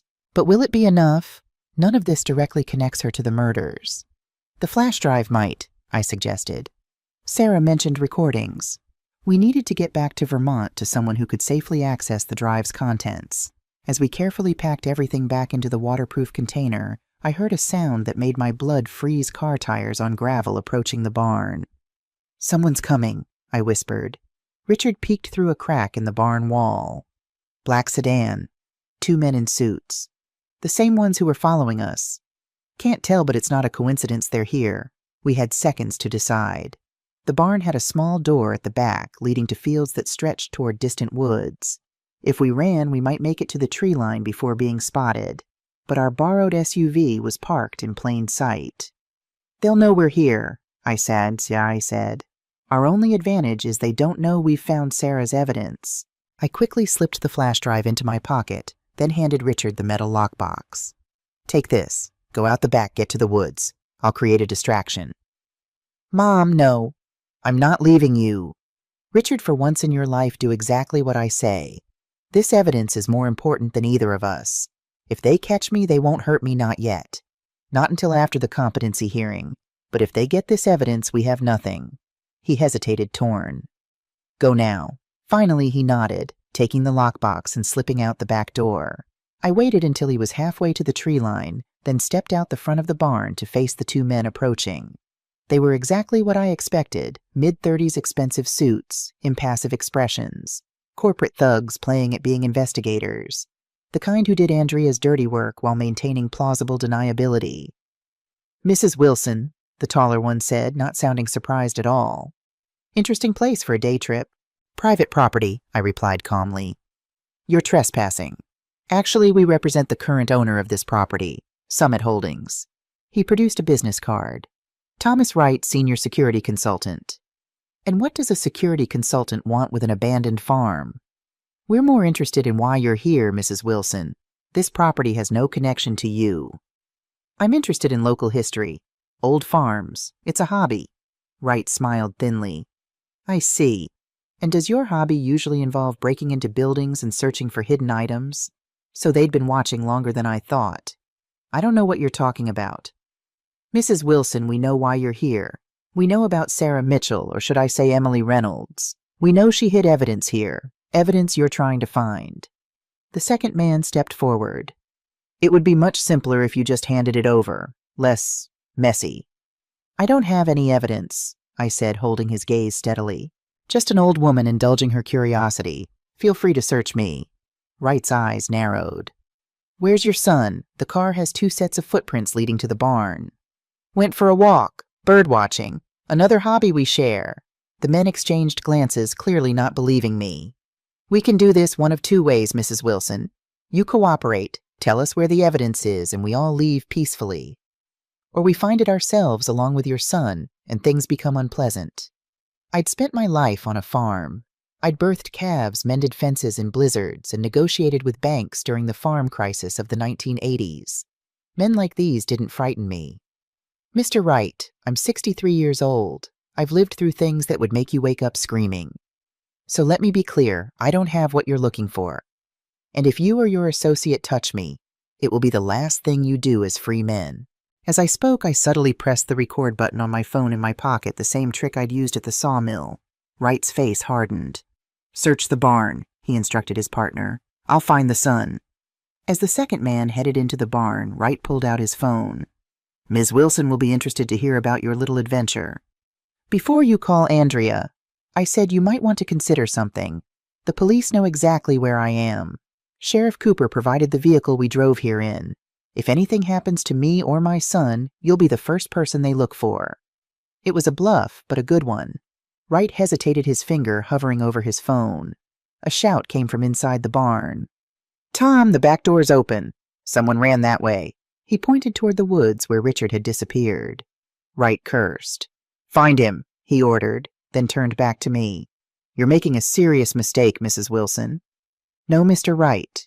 You're making a serious mistake if you think I'm going to let your boss steal my property and get away with killing innocent people." Both men took off running toward the woods, leaving me alone. I had minutes, maybe less, before they realized Richard was gone and returned. I hurried to our borrowed SUV, praying Richard had taken the keys with him as planned. He had. The car wouldn't be going anywhere, but that was part of our contingency plan. I grabbed my emergency pack from the back seat, then headed in the opposite direction from where Richard had fled. There was a small town about 2 miles east. If I could reach it before the men realized I was gone, I might find help. I kept to the tree line, moving as quickly and quietly as my 63-year-old knees would allow. Decades of farm work had kept me stronger than most women my age, but I wasn't outrunning 2 men in their 30s. My advantage was knowing they'd focus on finding Richard first. He had the lockbox, or so they thought. After 20 minutes of steady walking, I heard shouts in the distance behind me. They'd discovered I was gone. I picked up my pace, ignoring the protest in my joints. The flash drive felt heavy in my pocket, possibly the key to saving my farm and bringing Andrea to justice. If I could just reach town, find a phone call Mike. A dirt road appeared ahead. A stroke of luck. I followed it, hoping it led to civilization. After another mile, I saw buildings in the distance. A small cluster of houses, a church, a gas station. Safety. My phone buzzed. A text from Richard. "Safe, hidden in woods. They're searching for me. Where are you?" I quickly replied. "Heading to town east of farm. Get to car when safe. Meet at church in town." Before I could send it, headlights appeared behind me on the dirt road, the black sedan moving fast. I ducked into the ditch beside the road, pressing myself into the shadows of some bushes. The car slowed as it approached its occupants, scanning both sides of the road. It passed without stopping, continuing toward town. They were cutting off my escape route. I waited until the taillights disappeared, then changed direction, heading southeast through a field toward where the church spire was visible above the trees. If I could reach it before they circled back, I might find sanctuary. My lungs burned, my legs ached, but I kept moving. The weight of what I carried, evidence of multiple murders, propelled me forward. This wasn't just about my farm anymore. It was about justice for all of Andrea's victims. The church was an old New England white clapboard building with a tall steeple. As I approached from the field behind it, I saw the black sedan parked in front right and his partner scanning the main street. I slipped around to a side door, finding it unlocked a small miracle. Inside the church was cool and dim, smelling of furniture polish and old hymnals. I made my way to the office at the back, hoping to find a phone. Instead, I found a young woman sorting papers. She looked up, startled by my sudden appearance. "Ma'am, are you all right?" I must have looked a fright, disheveled out of breath dirt on my clothes from crouching in the ditch. "I need help," I said, trying to keep my voice steady. "There are men looking for me. They mean to do me harm." To her credit, she didn't dismiss me as a crazy old woman. "The rector's not here, but I can call the police." "Yes, please. And I need to make a call to Vermont. It's an emergency." She nodded, picking up the phone. "Use this. I'll watch the door." I dialed Mike's number, praying he'd answer. He did on the second ring. "Sheriff Cooper?" "Mike, it's Eleanor. I'm in trouble. 2 men chased us at the Reynolds farm. Richard's hiding in the woods. I'm at a church in town. They're looking for us. For evidence we found." "What town? What church? I'll alert the local police." I relayed what little I knew New Hope Community Church and what I thought was Grafton, New Hampshire. "Evidence?" Mike asked. "You found something?" "Yes. Documents, photos, a flash drive. Sarah's journal detailing everything. Andrea's been killing people for years, Mike. We have proof." "Stay put. Local police will be there soon. Don't try to leave until they arrive." As I hung up, the young woman whose name tag read Beth returned from watching the front door. "Two men just came in. They're asking if anyone's seen an elderly woman or a middle-aged man." My heart sank. "That's them. Is there another way out of here?" She hesitated, then nodded. "The basement. There's a door that leads out to the cemetery behind the church. My car's parked back there. Take my keys." She pressed them into my hand. "Blue Honda Civic. Go straight to the police station. It's 3 blocks down Main Street, right side. They'll know you helped me. I'll say you took them. Go now before they check the office." I squeezed her hand in gratitude, then followed her directions through a door that led to stairs going down. The basement smelled of must and old Sunday school supplies. I navigated through stacked chairs and craft tables to a metal door at the far end. It opened onto a small cemetery gravestones, casting long shadows in the late afternoon light. The blue Honda was parked on a gravel patch just beyond the cemetery fence. I moved as quickly as I dared, trying to stay out of sight of the church windows. Just as I reached the car, I heard shouting from the church. They'd discovered I'd been there. No time to hesitate. I started the car and pulled out onto a side street, heading in what I hoped was the direction of the police station. Behind me, the black sedan screeched around the corner of the church. They'd spotted me. I pressed the accelerator, the little Honda lurching forward. I hadn't driven in a high-speed chase before, had never imagined I would at 63, but farm life teaches you to handle vehicles in all conditions.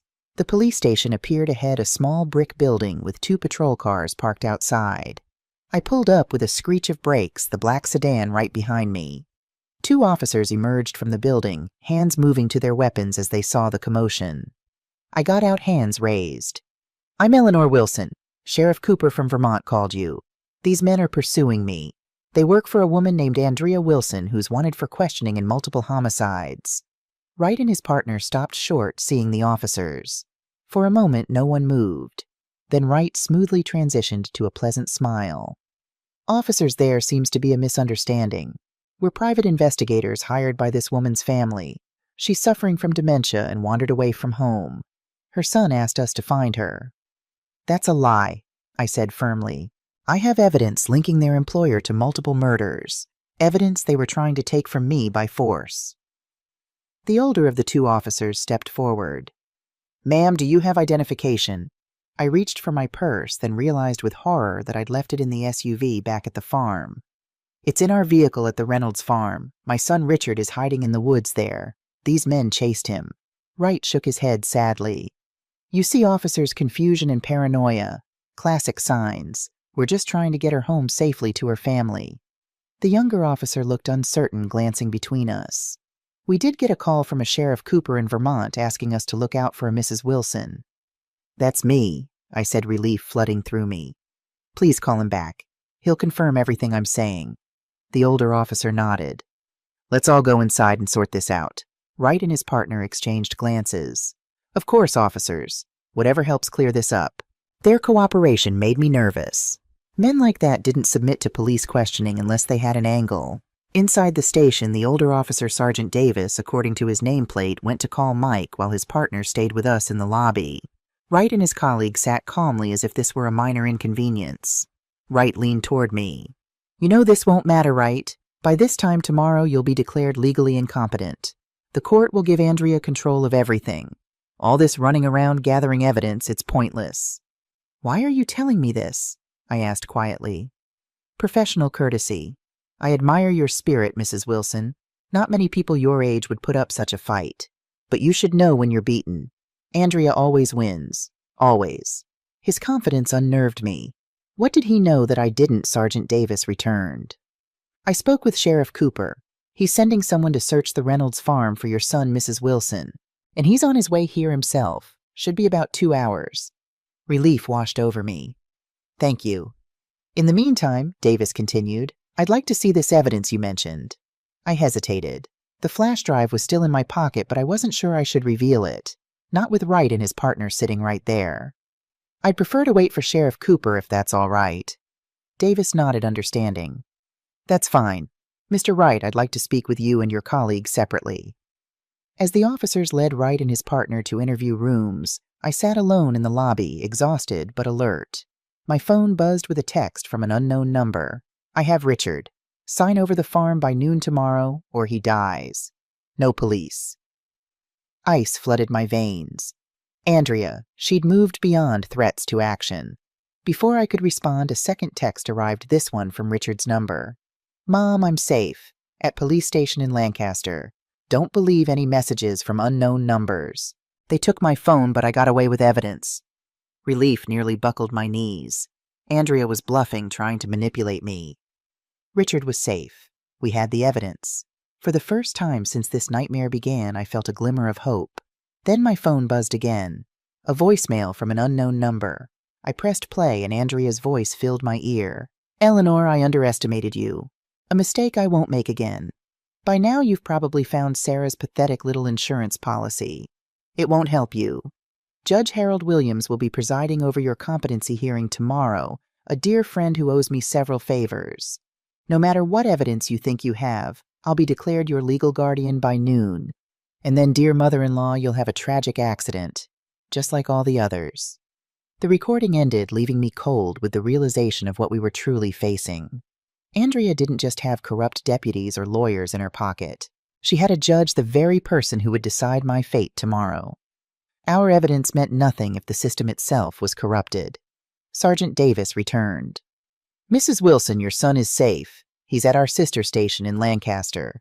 They've recovered your vehicle from the farm and found a metal box of documents he says belong to you. Thank God, I breathed. What about the men who were chasing him? No sign of them. Your son says they chased him for a while but gave up when it got dark. I wasn't surprised. Their primary mission had been to recover the evidence, not harm Richard. When they realized he'd escaped with it, they'd returned to Wright, who had been tracking me. The two men here, they've provided ID showing they work for a private security firm contracted by Summit Properties. Their story checks out on paper. Without formal charges, we can only hold them for a few hours at most. And they know it, I said bitterly. Sergeant, I need to speak with my son, and with Sheriff Cooper when he arrives. Andrea Wilson hasn't just been killing for property, she's corrupted officials who can protect her, including Judge Williams, who's presiding over my competency hearing tomorrow. Davis looked troubled. That's a serious accusation against a sitting judge. I know, and I have evidence to support it.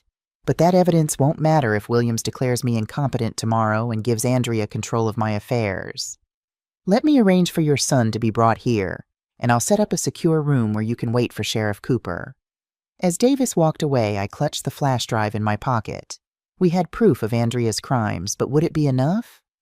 Could we expose a corrupt judge in less than 24 hours? The hearing was at noon tomorrow. The clock was ticking. The secure room at the police station was small but comfortable, a space normally used for victims of domestic violence or witnesses needing protection. I sat at a small table drinking terrible coffee and waiting for Richard to arrive. When the door finally opened, I nearly wept with relief at the sight of him, disheveled, muddy, but unharmed.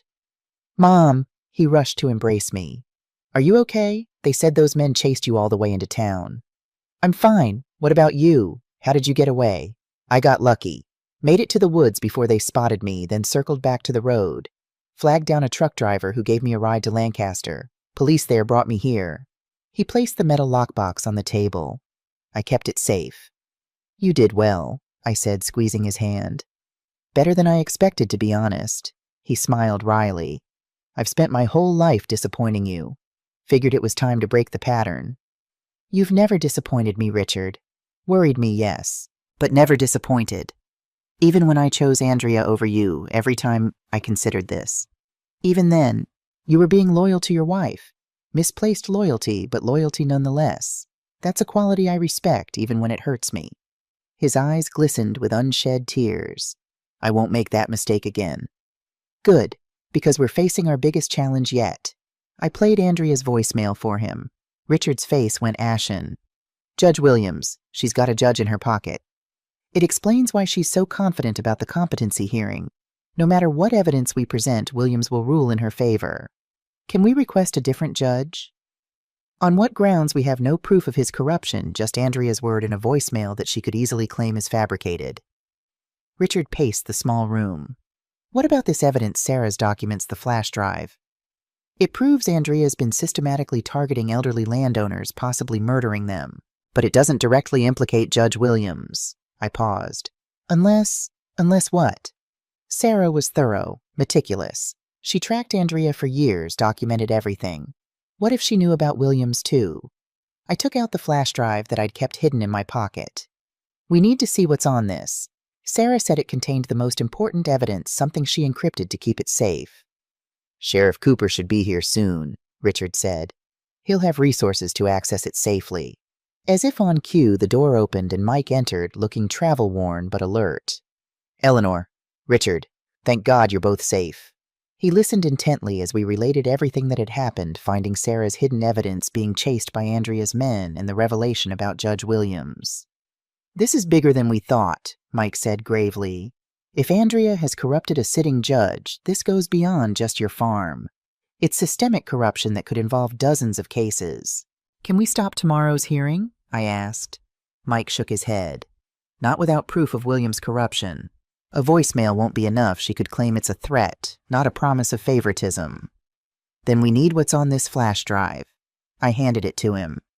Sarah said the password is Starlight 1987, her childhood horse and the year she was born. Mike took the drive to the Grafton Police's computer forensics specialist. We waited anxiously for nearly an hour before they returned. We got in, Mike said, his expression grim. There's a lot here, but the most damning is a video file. Sarah secretly recorded a meeting between Andrea and Judge Williams 3 months ago. He placed a laptop on the table and pressed play. The video showed Andrea and an older man in judicial robes in what appeared to be a private dining room at an upscale restaurant. I appreciate your continued support, Harold, Andrea was saying, sliding an envelope across the table. The Wilson farm is the last piece of the development puzzle.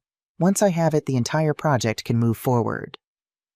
Williams pocketed the envelope without counting its contents. Just make sure the paperwork is clean this time. That business with the Donovan property nearly caused problems. Sarah took care of it. No one at county records will look too closely. And the old woman, Eleanor Wilson, won't be a problem much longer. I've filed for a competency hearing. Once you declare her incapable of managing her affairs, I'll become her guardian through my husband. After that, a simple accident. I don't want details, Williams interrupted, raising his hand. Just make sure there's nothing that comes back on me. When have I ever let you down, Harold? 6 years, 12 properties. Not a single issue. The video ended. We sat in stunned silence. This is it, Mike finally said. Proof that Williams is corrupt and part of Andrea's scheme. Enough to remove him from your case and open an investigation. Will it be enough in time? I asked. The hearing is at noon tomorrow. I'll call the presiding judge of the district court right now. This constitutes an emergency. Mike stood. I need to use a secure line. Be right back. After he left, Richard and I examined the rest of Sarah's evidence. The lockbox contained a wealth of documentation, property records, bank statements, death certificates, a methodical accounting of Andrea's victims over 6 years. She was building an airtight case, Richard marveled. Sarah must have been planning this for years. And it got her killed, I said softly. She underestimated how far Andrea would go to protect herself. Mike returned an hour later, his face showing cautious optimism. The presiding judge has agreed to review the video evidence tonight. If he finds it credible, which he will, he'll remove Williams from your case and postpone the competency hearing until a full investigation can be conducted. Relief flooded through me. So we've stopped it, temporarily. But Andrea won't give up easily. She'll have backup plans, other people in her pocket. We need to be extremely careful until she's formally charged. What about the murderer? Richard asked. The person who actually killed Sarah and possibly the others. The hired help Andrea mentioned. We're working on that, Mike said. The video and documents give us plenty to go on. But for tonight, you both need protection. I've arranged for you to stay at a safe house under state police guard. Tomorrow we'll file formal charges against Andrea Wilson and execute search warrants on all her properties and businesses. As we prepared to leave for the safe house, my phone buzzed with a text message. Unknown number. It's not over, Eleanor. Not by a long shot. You think you've won because you have a video. There are ways to make evidence disappear. People, too. Sleep well tonight. It may be your last chance. I showed it to Mike. His face hardened. Classic intimidation tactic. She's running scared. Can you trace it?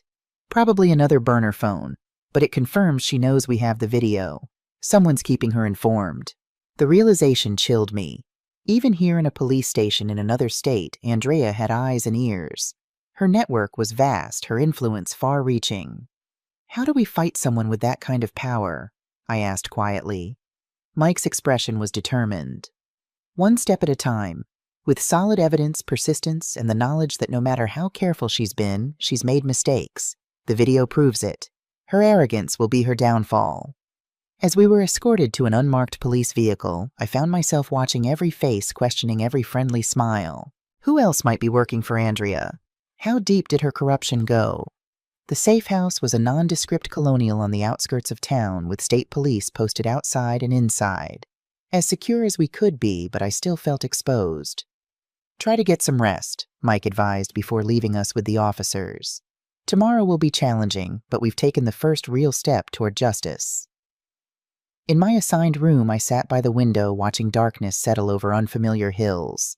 The flash drive felt heavy in my pocket, the key to our salvation, but also potentially our doom if it fell into the wrong hands. I'd insisted on keeping a copy despite Mike's concerns. Richard knocked softly, then entered with 2 mugs of tea. You should sleep, Mom. So should you. He smiled faintly. I don't think either of us will tonight. We sat in companionable silence, sipping tea and watching the state police patrol the perimeter. She won't stop, I said eventually. Even with the video, even with all the evidence. Andrea will find a way to fight back. Richard nodded grimly. I know. I lived with her for 20 years. She never accepts defeat. Then neither can we. Climax number 2. The night stretched long before us, the hours ticking toward morning when we would formally present our evidence against Andrea Wilson, evidence that would expose not just the murder of Sarah Mitchell, but a 6-year killing spree targeting elderly landowners and corruption reaching into the highest levels of the justice system. If we succeeded, Andrea would face multiple murder charges and spend the rest of her life in prison. If we failed, I would lose my farm, my freedom, and likely my life. As dawn broke, my phone buzzed one final time. Unknown number. Last chance, Eleanor. Noon today. Court steps. Bring all evidence, original and copies. Destroy it in front of me and Richard lives. Otherwise, you'll be planning a funeral instead of celebrating your victory. Attached was a photo of Richard sleeping in the very room down the hall from me. A photo that could only have been taken in the last few hours inside our supposedly secure safe house. Someone close to us was working for Andrea. Someone with access. Someone we trusted. And we had no way of knowing who. Dawn broke over Vermont with a pale winter light that did nothing to dispel the chill of fear gripping me. The photo of Richard sleeping in our supposedly secure safe house confirmed what I'd suspected. Andrea's reach extended even into law enforcement protection details. We need to leave. Now, I told Richard, showing him the threatening message. How did she... His face paled as he realized the implications. Someone here is working for her. Pack only what's essential. We slip out the back door in 5 minutes. Richard hesitated. Shouldn't we tell Mike? We don't know who to trust anymore. For all we know, she might have gotten to him too. It was a terrible thought. Mike Cooper, my friend since high school, possibly corrupted by Andrea's money. But with a judge and police deputy already in her pocket, I couldn't take chances with Richard's life. We moved silently through the house, avoiding the state trooper stationed in the living room. The back door led to a wooded area, perfect cover for our escape. Once safely among the trees, we hurried toward town, keeping off the main roads. Where are we going? Richard whispered. Somewhere Andrea would never think to look for us. 40 minutes later, we stood outside a modest church on the outskirts of town. St. Cecilia's, the parish where I'd attended Mass with George every Sunday for 40 years before his death. Father Thomas had been a friend to both of us, had counseled me through my grief when George passed. The rectory door opened at my knock, revealing Father Thomas's surprised face. He was in his 70s now, white-haired but still sharp-eyed. Eleanor, my goodness, what brings you here at this hour and in such a state? Father, I need sanctuary. For myself and my son. We're in danger. To his credit, he didn't hesitate. Come in quickly. Inside, I explained our situation, Andrea's crimes, the evidence we'd gathered, and the threat against Richard. This woman sounds dangerous indeed, Father Thomas said gravely. You can stay in the guest rooms upstairs. No one will think to look for you here. Thank you, Father. There's one more thing. We need to contact someone we can trust, but our phones might be compromised. He offered his landline, a technology Andrea's people would be less likely to monitor. I called Jason's friend Kevin, a computer science major I knew we could trust. Within an hour, he'd brought us burner phones and a laptop with secure internet access. The competency hearing is at noon, I said, checking the time. It was now 8:30 a.m. Without me there, the judge might rule against me by default. Not if we expose Andrea first, Richard countered. We have the evidence. We just need to get it to the right people. Who can we trust? Andrea has people everywhere. Jason called on the new burner phone. Grandma, where are you? The police are going crazy looking for you. After confirming it was really him, I explained our situation. Listen carefully, I said. We have evidence proving Andrea's crimes, but she's threatened to kill your father if we use it. She has people inside the police department, we don't know who. What about Sheriff Cooper? Jason asked. I want to trust him, but we can't risk it. Jason was silent for a moment. There's someone we can trust completely. Judge Martha Sullivan, she's the senior judge for the district. She's known for her anti-corruption stance, and she's my constitutional law professor's wife. Can you reach her directly without going through official channels? Yes. Professor Sullivan gave us his home number for emergencies. This definitely qualifies. Do it. Tell her everything. We need her to meet us somewhere secure, not the courthouse, not the police station. I'm on it. While Jason worked on contacting Judge Sullivan, Richard and I reviewed the evidence we'd gathered. The flash drive contained videos, recorded phone calls, bank records, and a detailed accounting of Andrea's crimes spanning 6 years. She's been so careful, Richard marveled grimly. Always using intermediaries, never directly connecting herself to the deaths. But her conversation with Judge Williams is explicit enough. And Sarah's journal details everything, how Andrea targeted elderly property owners, forged documents, arranged accidents. My phone buzzed with a text from Jason. Judge Sullivan will meet you at St. Cecilia's church basement in 30 minutes. She's coming alone. The coincidence that we were already at St. Cecilia's felt like divine intervention. Father Thomas showed us to the basement, a large room used for parish events with its own private entrance. Judge Martha Sullivan arrived precisely on time. She was in her early 60s with silver-streaked black hair and keen eyes that missed nothing. She greeted us with formal courtesy. Mrs. Wilson, Mr. Wilson, your grandson has shared some disturbing allegations. I'd like to hear them directly from you. For the next 20 minutes, I outlined everything from Sarah Mitchell's murder to the forged property deed, the evidence we'd discovered at the Reynolds farm, and Andrea's threats. Most concerning is Judge Williams' involvement, I finished. The video clearly shows him accepting a bribe and discussing his role in my competency hearing. Judge Sullivan's expression remained neutral, but her eyes had hardened. May I see this evidence? I handed her the flash drive. She inserted it into her laptop and watched the videos in silence, occasionally pausing to examine documents or photographs. This is extremely serious, she said finally. If authentic, and it appears to be, this evidence suggests not only multiple homicides, but corruption within the judiciary itself. We believe it's authentic, Richard said. Sarah Mitchell spent years gathering it. The question is what to do next, Judge Sullivan continued. Your competency hearing is scheduled for noon today. Judge Williams is still presiding, unaware that we have evidence of his corruption. Andrea threatened to kill Richard if we present this evidence. Judge Sullivan's eyes narrowed. Threats against witnesses are something I take very seriously, Mrs. Wilson. Here's what we're going to do. Her plan was elegant in its simplicity. I would appear at the competency hearing as scheduled, seemingly alone and defeated. Judge Sullivan would arrange for trusted state police officers to be positioned throughout the courthouse. At a predetermined signal, they would move in to arrest both Andrea and Judge Williams while simultaneously executing search warrants on Andrea's home and offices. What about the threat against Richard? I asked. Your son will remain here protected by officers I personally trust. Once Andrea is in custody, the immediate threat will be neutralized. And the person inside the safe house who's working for her? We'll handle that too. I have resources outside the local police department. For the first time in days, I felt a glimmer of real hope. Judge Sullivan wasn't just sympathetic. She was formidable with the authority and integrity to stand against corruption.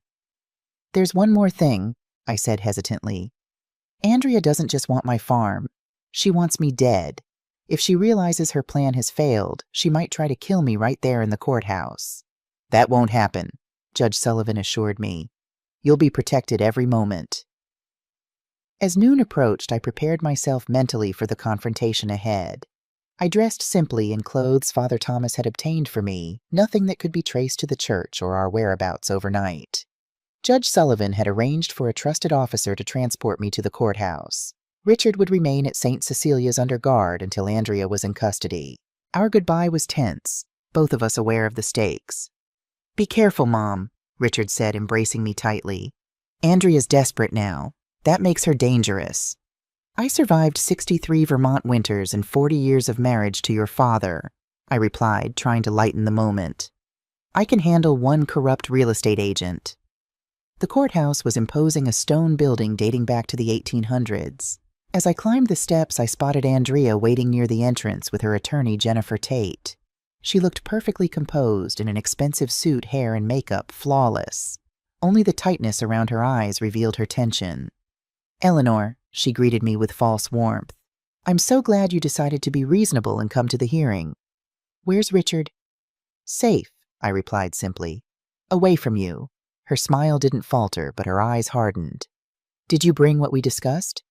"I did what I had to do to protect my son." She nodded, satisfied by my deliberately ambiguous answer. "Shall we go in? Judge Williams is waiting." Inside, the courtroom was nearly empty, just court officers, Andrea's legal team, and a few spectators I didn't recognize. No sign of the state police Judge Sullivan had promised, but she'd said they would be inconspicuous. Judge Harold Williams entered, and we all rose. He was exactly as he'd appeared in the video, mid-60s, distinguished gray hair, and air of authority. "In the matter of the competency hearing for Eleanor Wilson," he began, "are all parties present? Your Honor?" Jennifer Tate rose. "We're ready to proceed." "And Mrs. Wilson, do you have representation?" "No, Your Honor," I said. "But I would like to request that—" The courtroom doors swung open, interrupting me. Judge Martha Sullivan entered, followed by 2 state police officers. "Judge Williams," she said firmly, "I need to speak with you immediately. In chambers." Williams looked startled, then annoyed. "Judge Sullivan, I'm in the middle of a hearing. This takes precedence. It concerns a matter of judicial misconduct." Andrea tensed beside me, her hand gripping her briefcase tightly. Williams's face flushed. "This is highly irregular. We'll take a 15-minute recess." He banged his gavel and retreated to his chambers, Judge Sullivan following. As soon as they were gone, Andrea grabbed my arm, her nails digging into my skin. "What have you done?" she hissed. "What I had to do," I replied calmly, pulling away from her grip. Her eyes darted toward the exits, calculating escape routes. The state police officers had positioned themselves by the doors. Jennifer Tate approached us, her professional demeanor cracking. "What's happening, Mrs. Wilson, if you've made accusations against Judge Williams?"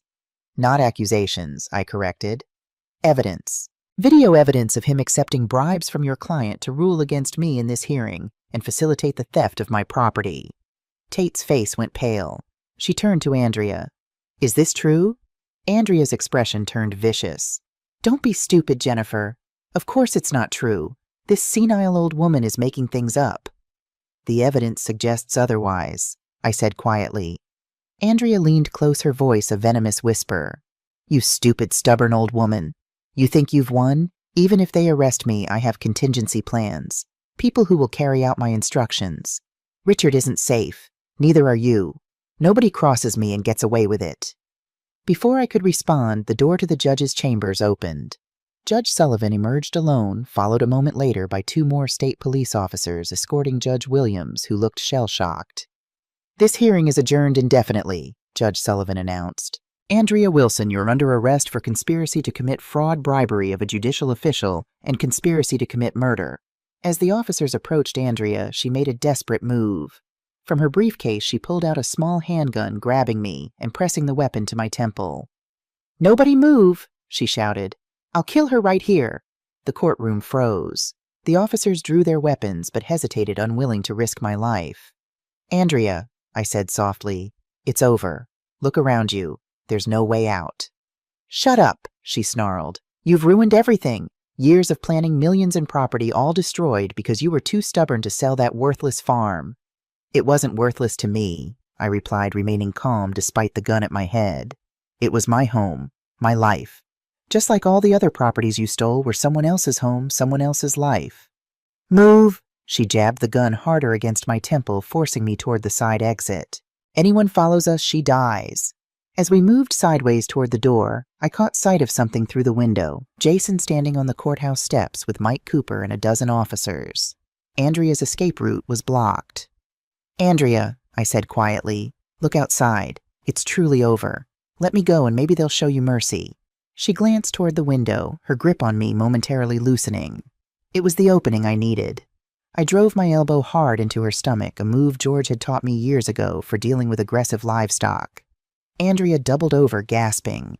I twisted away and the officers rushed forward, disarming her and forcing her to the ground. As they handcuffed her, Andrea's mask of sophistication completely shattered. She screamed obscenities, threats, struggling wildly against the restraints. The polished real estate agent was gone, revealing the predator beneath. Judge Sullivan approached me, concern in her eyes. "Are you all right, Mrs. Wilson?" I nodded, my hands shaking slightly from the adrenaline. "I've been better, but I'll survive. Your son and grandson are waiting outside. The officers confirmed they're safe." Andrea was led past us, still struggling. She paused, fixing me with a gaze of pure hatred. "This isn't over, Eleanor. Not by a long shot. I have friends you don't even know about. Lawyers who'll get me out by dinner time." Judge Sullivan stepped forward. "I wouldn't count on that, Ms. Wilson. The evidence against you is overwhelming. And with Judge Williams already cooperating in exchange for leniency, your friends are abandoning ship as we speak." Andrea's face contorted with rage as the officers dragged her away. Outside, I reunited with Richard and Jason, embracing them both tightly. Mike Cooper approached, his face a mixture of relief and regret. "Eleanor, I'm so sorry. We found the mole in the safe house, a state trooper on Andrea's payroll. If anything had happened to you..." "But it didn't," I assured him. "And now it's over. Andrea's arrested, her network exposed." "Not quite over," Mike corrected gently. "We've arrested her accomplices, including the man we believe actually murdered Sarah Mitchell, a former military contractor named James Reynolds. Reynolds, any relation to Sarah, her uncle, estranged family member who resented Martha Reynolds leaving the farm to Emily instead of him. Andrea recruited him years ago. The pieces fell into place, a web of greed, resentment, and opportunity that had left a trail of victims across New England. The following weeks were a whirlwind of legal proceedings. Andrea was denied bail, deemed both a flight risk and a threat to witnesses. Judge Williams cooperated fully, providing detailed testimony about his involvement in her schemes. Deputy Taylor and other accomplices made similar deals, revealing the full extent of Andrea's operation. The forensic accounting team discovered that Andrea had accumulated over $15 million through her fraudulent property dealings and had offshore accounts prepared for a quick escape if necessary. Most disturbing were the records detailing her victims' 13 elderly property owners who had died under suspicious circumstances after selling to her companies. In each case, she had used the same playbook: identify vulnerable seniors with valuable land-forged documents, or manipulate them into selling, then arrange accidents after the sales were completed. The property deed to my farm was declared null and void. Judge Sullivan personally signed the order restoring full ownership to me, but the emotional damage couldn't be so easily repaired. Richard moved into the farmhouse with me temporarily while processing his divorce from Andrea. He spent hours helping restore the property, as if physical labor could atone for his years of blindness to his wife's true nature. "I keep thinking about all the signs I ignored," he confessed one evening as we sat on the porch. Comments she made about her elderly clients, the cash withdrawals, the late-night meetings. I didn't want to know. "We often don't see what we're not ready to face," I replied. "The important thing is that you stood with me when it mattered most." 3 months after Andrea's arrest, the trials began. She pleaded not guilty to all charges, her new defense team claiming she was being framed by corrupt officials and disgruntled business associates. The prosecution's case was ironclad. Sarah Mitchell's meticulous evidence, combined with testimony from Andrea's former accomplices, painted a damning picture. The videos of her meeting with Judge Williams and discussing my accident were particularly devastating. I testified for 2 days, describing how Andrea had systematically attempted to steal my farm and threatened my family. Throughout my testimony, she stared at me with cold, unblinking hatred. "Mrs. Wilson," her attorney asked during cross-examination, "isn't it true that you've been diagnosed with early-stage dementia, that your memory isn't reliable?" "No, that's not true," I replied calmly. I've never been diagnosed with any cognitive impairment. That was a fabrication created by your client to steal my property. But you admitted to Sheriff Cooper that you sometimes forget things, didn't you? I admitted what every honest person my age would admit, that I occasionally misplace my reading glasses or forget where I parked. That's normal aging, not dementia. The jury seemed to appreciate my forthrightness, many of them nodding in understanding. On the final day of the trial, I brought a photograph of Martha Reynolds to court Sarah's grandmother Andrea's first known victim. I placed it on the rail of the witness stand during my closing testimony. This isn't just about me or my farm, I told the jury. It's about Martha Reynolds and 12 other elderly people who lost their homes and then their lives to Andrea Wilson's greed. It's about Sarah Mitchell, who died trying to expose the truth. We can't bring them back, but we can ensure justice is served. The jury deliberated for less than 4 hours before returning with their verdict, guilty on all counts. Andrea showed no emotion as the verdicts were read, her face a frozen mask. At the sentencing hearing 2 weeks later, Judge Sullivan, who had taken over the case after William's removal, delivered justice. Andrea Wilson, you have been found guilty of heinous crimes against some of society's most vulnerable members. You targeted elderly individuals not just for their property, but ultimately for their lives, viewing them as disposable obstacles to your financial gain. She paused, looking directly at Andrea. For the murder of Sarah Mitchell, I sentence you to life imprisonment without the possibility of parole. For each of the 13 counts of conspiracy to commit murder of elderly property owners, I sentence you to consecutive terms of 25 years to life. For the financial crimes, bribery, and corruption charges, I add an additional 30 years. The sentence effectively ensured Andrea would spend the rest of her life behind bars. Outside the courthouse, reporters asked how I felt about the verdict. Relief, I said simply. Not just for myself, but for all the families who lost loved ones to Andrea's schemes. Maybe now they can find some peace. Spring came to Vermont with its usual explosion of life crocuses pushing through the melting snow maple sap, running sweet birds returning from their winter exile. The farm awakened from its winter slumber, and so did I. Richard had returned to his own apartment in town, but visited often, helping with repairs and planning for the spring planting. Our relationship had been reforged through crisis, stronger now than it had been in years. Jason came for Sunday dinners, bringing friends, sometimes young people, who asked earnest questions about farming and sustainability. It warmed my heart to see his interest in the land that would someday be his. I planted the strawberry patch again, twice as large as before. Jason helped me working the soil with the same enthusiasm he'd shown as a child. We didn't speak of Sarah Mitchell or Andrea during our work, but her presence hovered like a ghost, the woman who had nearly destroyed us and, in failing, had inadvertently brought us closer together. One evening in late April, Mike Cooper stopped by with news. Thought you'd want to know. Andrea Wilson was transferred to federal prison today. She'll serve her sentence in maximum security. Has she said anything more about the other victims, confessed to any of the murders? Mike shook his head. Not a word. Maintains her innocence despite all the evidence. Some people never admit the truth, even to themselves. After he left, I walked the perimeter of my property alone, touching the old stone walls that had stood for generations.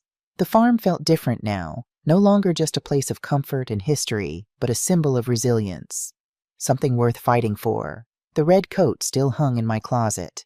I hadn't worn it since the day Sarah Mitchell died in my place, but I couldn't bring myself to discard it. It was a reminder of how close I'd come to losing everything, and of the woman who, despite her complicated motives, had saved my life. That night I sat at my kitchen table and began writing the whole story from Jason's warning call to Andrea's sentencing. I wrote it for the families of her other victims, for future generations of my own family, and for anyone who might one day find themselves targeted by predators who see age as weakness. My story ended not with Andrea's downfall, but with the strawberry planting new life emerging from soil enriched by decades of care. A reminder that what matters most is not what we own, but what we nurture. Not what we keep, but what we pass on. On the last page I wrote, Andrea Wilson thought she could take my farm because I was old, because I was alone, because she believed age meant vulnerability. What she never understood was that 63 years of life hadn't made me weaker, they'd made me stronger. They'd taught me patience, resilience, and the wisdom to recognize what's truly worth fighting for. If you're reading this and someone is trying to take what's yours, your home, your independence, your dignity, remember this age is not a liability. It's power. It's the strength that comes from having survived everything life has thrown at you so far. And that makes you far more dangerous than they could ever imagine. Climax number 3. The farm would continue passing eventually to Jason and his children. The Wilson legacy would endure stronger for having been tested more precious, for having nearly been lost. And I would continue too, no longer just Eleanor Wilson widow and grandmother, but Eleanor Wilson survivor, the woman who had faced down a predator and won. Andrea had underestimated me because of my age. She'd seen gray hair and wrinkles and assumed vulnerability. It was the last mistake she would ever make as a free woman.